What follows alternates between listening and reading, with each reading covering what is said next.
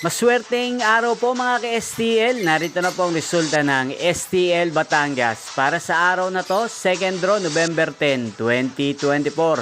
Araw ng linggo, naway ang mga natayaan nyo pong mga numero kanina ay manalo nawa ngayong hapong ito, 4:30 PM. Kaya kunin nyo na po ang inyong mga tickets. Narito na po ang resulta. Para po sa STL Batangas, 2nd draw result, ang mga numerong nanalo, 25 at 5 in exact order. Sa lahat po ng tumaya kanina para sa 2nd draw ng 25 at 5, congrats po sa inyo. Panalo po kayo. Again, 25 at 5 in exact order. Yan, shoutout po natin ngayong oras na to si Kuya Jiggy. Kuya Jiggy, shoutout po sa iyo. Naway isa ka rin sa manalo at swertihin ngayon sa STL Batangas. Inyo pong napanood ang resulta ng STL Batangas sa channel na to, Roderick Hernandez TV.